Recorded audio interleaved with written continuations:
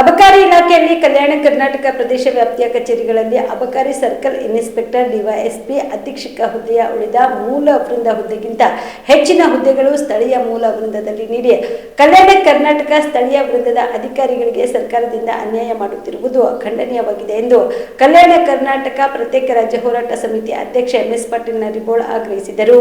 ಕಲ್ಯಾಣ ಕರ್ನಾಟಕ ಪ್ರದೇಶಕ್ಕೆ 2013ರಲ್ಲಿನ ನೇಮಕಾತಿಯಲ್ಲಿ ಮೀಸಲಾತಿಯಲ್ಲಿ 371 ಅನ್ವಯ ಸ್ಥಳೀಯ ವೃಂದಗಳ ರಚನೆ, ಹಂಚಿಕೆ ಮತ್ತು ವ್ಯಕ್ತಿಗಳ ವರ್ಗಾವಣೆ ನಿಯಮ 5ರಲ್ಲಿ ಪ್ರದತ್ತವಾಗಿರುವ ಅಧಿಕಾರವನ್ನು ಚಲಾಯಿಸಿ ರಾಜ್ಯ ಅಬಕಾರಿ ಇಲಾಖೆ ಅಧಿಕಾರಿಗಳಿಗೆ ನ್ಯಾಯ ಒದಗಿಸದೆ ಅನ್ಯಾಯ ಮಾಡುತ್ತಿದೆ. ಈ ಹಿನ್ನೆಲೆಯಲ್ಲಿ ಯಾವುದೇ ಸರ್ಕಾರಗಳಿದ್ರೂ ಸರಿ, ಕಲ್ಯಾಣ ಕರ್ನಾಟಕ ಪ್ರದೇಶದಲ್ಲಿನ ಅಧಿಕಾರಿಗಳಿಗೆ ಮಲತಾಯಿ ಧೋರಣೆ ಮುಂದುವರಿಸುವ ಮುಖಾಂತರ ಸರ್ಕಾರ ಪರಂಪರೆ ಎನ್ನುವಂತೆ ನಡೆದುಕೊಳ್ಳುತ್ತಿದೆ. ಇದನ್ನ ನಾವು ಉಗ್ರವಾಗಿ ಖಂಡಿಸುತ್ತೇವೆ. ಕಲ್ಯಾಣ ಕರ್ನಾಟಕ ಪ್ರದೇಶದ ಅಧಿಕಾರಿಗಳಿಗೆ ನ್ಯಾಯ ಒದಗಿಸಬೇಕು. ಕಲ್ಯಾಣ ಕರ್ನಾಟಕದ ಹೊರಗಿನವರನ್ನ ಕೂಡಲೇ ಸ್ಥಳಾಂತರ ಮಾಡಿ ಅಲ್ಲಿ ಕಲ್ಯಾಣ ಕರ್ನಾಟಕ ಪ್ರದೇಶದ ಅಧಿಕಾರಿಗಳಿಗೆ ಅಧಿಕಾರ ನೀಡಬೇಕು.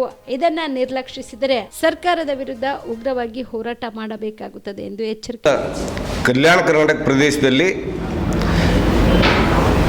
ಅಬಕಾರಿ ಇಲಾಖೆಯಲ್ಲಿ ಸರ್ಕಲ್ ಇನ್ಸ್ಪೆಕ್ಟರ್ ಹುದ್ದೆಗಳು ಇರ್ತಕ್ಕಂಥವು ಸುಮಾರು 80ಕ್ಕಿಂತಲೂ ಹೆಚ್ಚು. ಅದರಲ್ಲಿ ಕಲ್ಯಾಣ ಕರ್ನಾಟಕದವರು 75% ಇರಬೇಕು, ನಾನ್ ಎಚ್ ಕೆ ಇದ್ದವ್ರು ಏನದಲ್ಲ 25%. ಅಂದ್ರೆ ಅವ್ರಿಗೆ ಕೇವಲ ಒಂದು 17 ಪೋಸ್ಟ್ ಈ ಭಾಗದಲ್ಲಿ ಮೀಸಲಿರಬೇಕು. ಆದರೆ ಇವತ್ತಿನ ದಿವಸ 36ಕ್ಕಿಂತಲೂ ಹೆಚ್ಚಿನ ಒಂದು ಪೋಸ್ಟಿನಲ್ಲಿ ನಾನ್ ಎಚ್ ಕೆ ಇದ್ದವರು ಕೆಲಸ ಮಾಡ್ತಾ ಇದ್ದಾರೆ ಕಲ್ಯಾಣ ಕರ್ನಾಟಕದಲ್ಲಿ. 36ಕ್ಕಿಂತ ಹೆಚ್ಚು ಜನ. ಅದರ ಜೊತೆಗೆ ಡಿವೈಎಸ್ಪಿ ಹುದ್ದೆಗಳಲ್ಲಿ ನಮ್ಮ ಭಾಗದವರು ಹೆಚ್ಚಿಗಿರಬೇಕು. ಆ ಭಾಗದವ್ರು ಅದೇ ಒಂದು ರೂಲ್ಸ್ ಪ್ರಕಾರ, ನಿಯಮ ಪ್ರಕಾರ ಕೇವಲ 2 ಡಿವೈಎಸ್ಪಿಗಳು ನಾನ್ ಎಚ್ ಕೆ ಇದ್ದವರು ಕಲ್ಯಾಣ ಕರ್ನಾಟಕ ಭಾಗದಲ್ಲಿ ಕೆಲಸ ಮಾಡಬೇಕು. ಆದರೆ ಇವತ್ತಿನ ದಿವಸ 4 ಮಂದಿ ನಾನ್ ಎಚ್ ಕೆ DSPಗಳು ನಂಬಲ್ಲಿ ಕೆಲಸ ಮಾಡ್ತಾ ಇದ್ದಾರೆ. ನಂಬಲ್ಲಿರ್ತಕ್ಕಂಥ ಅಧಿಕಾರಿಗಳಿಗೆ ಸ್ಥಾನಗಳು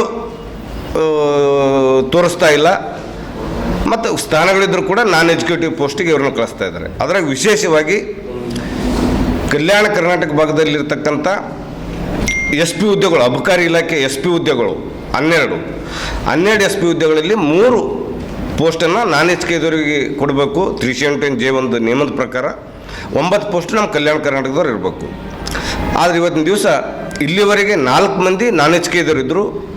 ಆದರೆ ನಿನ್ನೆ ಮತ್ತೆ 2 ನಾನ್ ಎಚ್ ಕೆ SP ಅವರನ್ನು ಕಲ್ಯಾಣ ಕರ್ನಾಟಕ ಭಾಗಕ್ಕೆ ಕೊಡ್ತಾರೆ.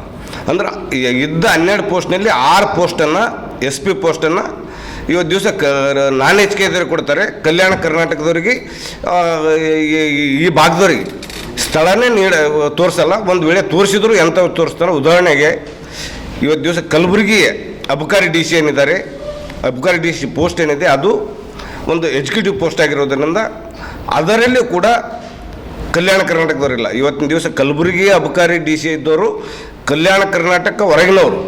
ಕಲಬುರಗಿಯ ಮಣ್ಣೂರು ಮಲ್ಟಿ ಸ್ಪೆಷಾಲಿಟಿ ಆಸ್ಪತ್ರೆ ಕಲ್ಯಾಣ ಕರ್ನಾಟಕ ಭಾಗದ ಪ್ರಸಿದ್ಧ ಆಸ್ಪತ್ರೆಗಳಲ್ಲಿ ಒಂದಾಗಿದೆ. ಡಾಕ್ಟರ್ ಫಾರೂಕ್ ಮಣ್ಣೂರು ಸಾರಥ್ಯದಲ್ಲಿ ಅತ್ಯಂತ ಅನುಭವಿ ವೈದ್ಯರಿಂದ ಉತ್ತಮ ಚಿಕಿತ್ಸೆ ನೀಡಲಾಗುತ್ತಿದೆ.